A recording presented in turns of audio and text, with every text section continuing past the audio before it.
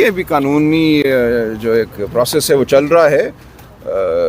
امید ہے ہمیں کہ کوئی اچھا نتیجہ ہوگا. دیکھیے جو بنیادی نوعیت کی باتیں ہیں وہ آج ہوئی ہیں کہ کیا یہ جیل ٹرائل جو تھی جس میں سے عوام کو باہر رکھا گیا, فیملی کو باہر رکھا گیا, میڈیا کو باہر رکھا گیا, یہ قانون کے مطابق آج دن تک ہوئی ہے یا نہیں ہوئی.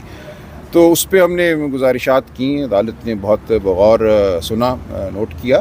اب صرف ایک معاملہ رہ گیا ہے کہ 15 نومبر کو جو وفاقی کابینہ نے یہ کوشش کی کہ پچھلی تمام جو ایک غیر قانونی جو کارروائی ہوئی ہے اس کو کسی طرح سے قانونی قرار دے دیا جائے, تو اس کا ہم احاطہ اب کل کریں گے عدالت کے سامنے. یہ ایک سوال رہ گیا ہے کہ کیا ایسا ہو سکتا تھا, کیا کابینہ ایسا فیصلہ دے سکتی تھی 15 نومبر کو کہ پچھلی تمام غیر قانونی کارروائی کو ایک جملے سے وہ کہہ دے کہ اس کو قانونی تصور کیا جائے گا. تو ہماری گزارش ہے ایسا نہیں ہو سکتا.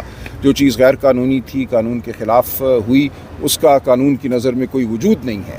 لہٰذا اگر اس معاملے کو آگے بڑھنا ہے تو نئے سرے سے اس کارروائی کو شروع کرنا ہوگا.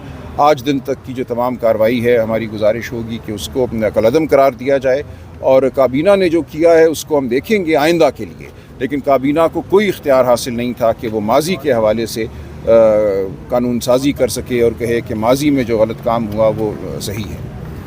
تو آج کی سماعت کے بعد اب آپ کو کیا ایکسپیکٹیشنز ہیں, کب تک یہ فیصلہ وائنڈ اپ ہو جائے گا, کب تک فیصلہ سنا؟ ہیئرنگ تو کل ختم ہو جائے گی. کیا کل ہی کوئی فیصلہ آتا ہے یا اس کے بعد آتا ہے یہ ہم دیکھیں گے, لیکن ہیئرنگ میرا خیال ہے کل ہو جائے گی. آج کی سماعت میں کیا اہم ریمارکس دیے گئے؟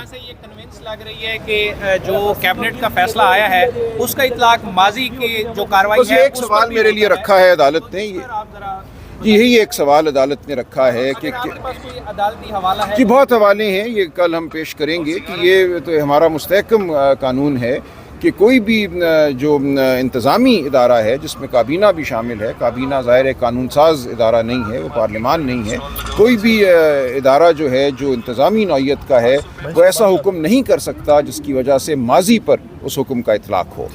آئندہ کے لیے حکم کیا جا سکتا ہے, لیکن ماضی کے حوالے سے, اور خاص طور سے جہاں ماضی میں غیر قانونی کوئی کارروائی ہوئی ہو, اس غیر قانونی کارروائی کو ایک کابینہ کے فیصلے کے ذریعے درست قرار نہیں دیا جا سکتا. اچھا, اس سے پوچھا گیا کہ جو جج صاحب ابو الحسنات ذوالقرنین صاحب کی تعیناتی ہوئی اس پہ کیا پروسیجر فالو کیا گیا, کیا ان کا نام اسلام آباد ہائی کورٹ کی طرف سے دیا گیا تھا یا حکومت نے فیصلہ کیا کہ پاکستان کے جو 1000-1500 جج صاحبان ہیں سیشن عدالتوں کے, ان میں سے کس کو انہوں نے منتخب کرنا ہے عمران خان کی ٹرائل کے لیے. تو یہ حق ظاہر ہے کہ انتظامیہ کو حاصل نہیں ہے کہ وہ عدلیہ کے کسی فرد کو چنے اپنے کسی مقصد کے لیے. تو ہماری گزارش تھی یہ دیکھا جائے کہ یہ معاملہ عدالت کی طرف سے, اسلام آباد ہائی کورٹ کی طرف سے چلا, یا یہ کہ نام جو ہے وہ حکومت کی طرف سے آیا اور اسلام آباد ہائی کورٹ نے صرف اس نام پہ مہر ثبت کی. اس مقصد کے لیے ریکارڈ منگوایا ہے. سر آپ ایک ممتاز قانون دان ہیں, کوئی ایسا پریسیڈنٹ سیٹ ہے کہ کسی سیاستدان کا جیل میں ٹرائل ہوا ہو؟ آپ تو بڑے بڑے سیاسی رہنماؤں کے اور میاں نواز شریف صاحب کے بھی وکیل رہ چکے ہیں سر. یہ دیکھیں یہ بدقسمتی ہے, لیکن ایک دو نظیریں ہیں جیل ٹرائل کی ہمارے ماضی میں.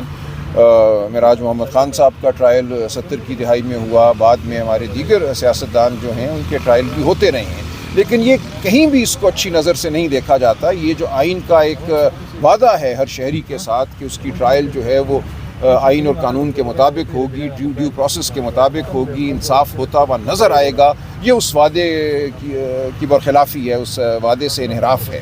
لہٰذا بہت کوئی ٹھوس چاہیے جیل ٹرائل کرنے کی. لیکن ہمارے ہاں بدقسمتی سے یہ ایک وتیرہ ہے کہ جب کسی سیاستدان کو آپ نے اوجھل کرنا ہو نظر سے تو اس کی آواز بھی بند کر دیں, اس کا چہرہ بھی میڈیا سے بند ہو جائے, اور جو کچھ ایک ٹرائل کے دوران اس کا وجود ہے اس کو بھی جیل میں مقید کر دیا جائے. تو یہ ہم نے گزارش کی کہ یہ تمام معاملہ جو ہے عمران خان صاحب کے وجود کو عوام کی نظروں سے غائب کرنے کی ایک مہم ہے یا جو ایک کڑی ہے اس کا حصہ ہے. آپ کیا سمجھتے ہیں خان صاحب کی لوئر کورٹ میں سے بھی اور ہائی کورٹ میں سے بھی سائفر کیس میں ضمانت کینسل ہو چکی ہے, ریجیکٹ ہو چکی ہے, سپریم کورٹ ریلیف دے دے گا یا وہاں سے بھی مشکل دکھ رہا ہے آپ کو؟ دیکھیں میں اس بارے میں تو کچھ نہیں کہہ سکتا. میں سمجھتا ہوں مقدمہ اچھا ہے عمران خان صاحب کا, ان پہ جو الزامات لگائے گئے ہیں وہ ٹھوس نہیں ہیں, ان میں کوئی میں سمجھتا ہوں جان نہیں ہے. لیکن بہرحال اب یہ ایک عدالتی کارروائی ہے اور عدالتی فیصلے جو ہیں ان کے بارے میں پہلے سے کچھ کہنا مشکل ہوتا ہے. ہم دیکھیں گے اب کیا ہوگا. اب اگر عدالت صادر فرما دیتی ہے یہ حکم کہ हटियाला जेल में ही समात और साफियों को एक्सेस हो जाए, कुछ पब्लिक जा सके, तो मैं समझता हूँ उससे रिलीफ satisfied मिलेगी, नहीं उससे बड़ी हद तक रिलीफ मिलेगी, लेकिन मुकम्मल नहीं होगा। हम फिर भी ये तकाजा करते रहेंगे कि ट्रायल आम कोर्ट में हो, लेकिन कम से कम इतना ज़रूर हो कि जो जेल ट्रायल है वो भी ओपन ट्रायल हो, सहाफ़ियों को, ख़ानदान को, अवामुन्नास को मौका हो उस ट्रायल को देखने का।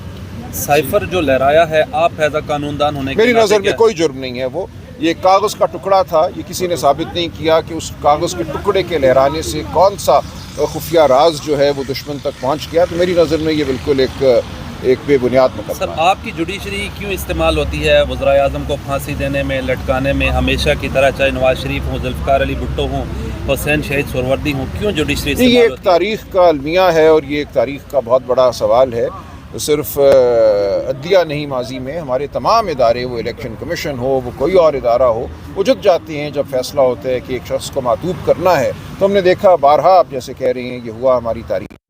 ये सियासत का एक बुनियाद समझता हूँ जिसके लिए हमें जद्दोजहद करना है, आइन कानून का सहारा लेना है, सियासत का भी सहारा लेना है।